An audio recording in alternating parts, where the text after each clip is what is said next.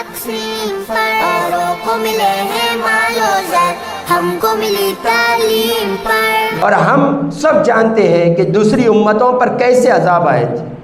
آدم علیہ السلام سے لے کے عیسیٰ علیہ السلام تک جو امتوں پر عذاب آئے تھے، کس وجہ سے آئے تھے؟ کوئی کم تولتا تھا، کوئی جھوٹ بولتا تھا، کوئی بدکاری کرتا تھا، کوئی حقوق ادا نہیں کرتا تھا، کوئی ہفتے کے روز شکار کرتا تھا، کوئی قرآن کی آیت چھپا لیا کرتا تھا۔ یہ اتنی باتوں پر عذاب آنے لگ گئے۔ آدم علیہ السلام سے لے کے عیسیٰ علیہ السلام تک جتنی امتوں میں گناہ تھے، آپ دیکھیں گے یہ امت میں گناہ موجود ہیں۔ آج ہاں یہ امت کم بھی تولتی ہے، جھوٹ بھی بولتی ہے، بدکاری بھی کرتی ہے، زنا بھی کرتی ہے، حقوق بھی ادا نہیں کرتی، ماں باپ کی بدسلوکی کرتی ہے۔ عذاب کیوں نہیں آتا؟ اس لیے نہیں آتا، اللہ قرآن میں فرماتا ہے محبوب ان کے اوپر عذاب کیسے بھیجیں، ان پر عذاب کیسے بھیجیں جب آپ ان کے درمیان موجود ہو۔ آج ہم جو اطمینان سے اپنے گھروں میں بیٹھے، یہ حضور کے چہرے مبارک کا فیض ہے جو ہم آج اطمینان سے بیٹھے۔ اس سے بڑی کوئی رحمت ہونی چاہیے، اس سے بڑا کوئی فضل ہے؟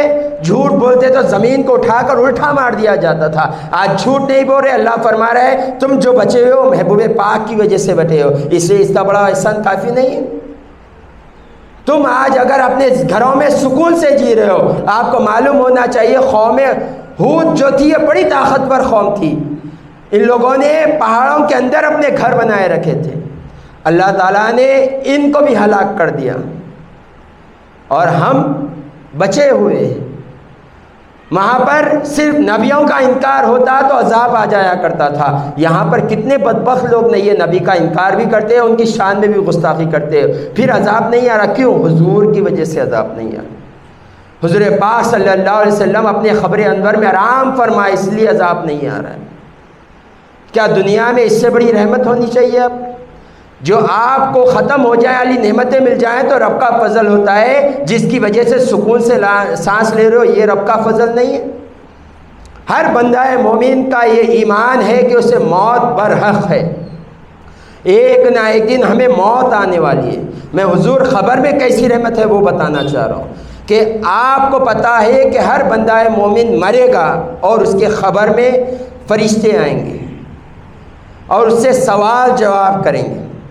بخاری شریف میں صرف آخری سوال کا ذکر کیا گیا ہے کہ حضور کے رخ انور کو بتا کر پوچھا جائے گا بتاؤ اس شخصیت کے بارے میں کیا کہتے تھے۔ حضور کو بتا کر کہا جائے گا بتاؤ ان کے بارے میں کیا کہتے تھے، ان کے بارے میں کہا کیا کرتے تھے تم دنیا میں۔ تو حضور پاک صلی اللہ علیہ وسلم کا جو چاہنے والا ہوگا، حضور پاک صلی اللہ علیہ وسلم کا جو دیوانہ ہوگا، حضور پاک صلی اللہ علیہ وسلم کا جو غلام ہوگا، وہ یہی کہے گا جو اعلیٰ حضرت نے کہا، گر گر کر یہاں پہنچا ہوں، مر مر کر اسے پایا ہوں۔ مجھ سے پوچھتے ہیں مصطفیٰ جان رحمت کیا ہے؟ ان کے لیے تو میں نے اپنی ساری زندگی گزار دی۔ یہ حضور پاک صلی اللہ علیہ وآلہ وسلم۔ تو فرشتہ صرف یہ سن کر خاموش نہیں ہو جائے گا، حضور کی شان خبر میں بتائی جائے گی آپ کو۔ جو تم رخ انور کا دنیا میں انکار کیا کرتے تھے ان کا ٹھکانہ بھی دیکھ لو، جو تم ان کی غلامی کرتے تھے ان کا بھی ٹھکانہ دیکھ لو۔ فرشتہ پکڑ کر اسے بتائے گا یہ جہنم کا گڑھا ہے، تمہارا ٹھکانہ جہنم تھا، صرف تم نے حضور کے چہرے انور کو دیکھ کر جنہیں پہچان لیا، تمہارا ٹھکانہ جنت ہو گیا۔ اس سے بڑی رحمت ہونی چاہیے، اب اس سے بڑا فضل ہونا چاہیے۔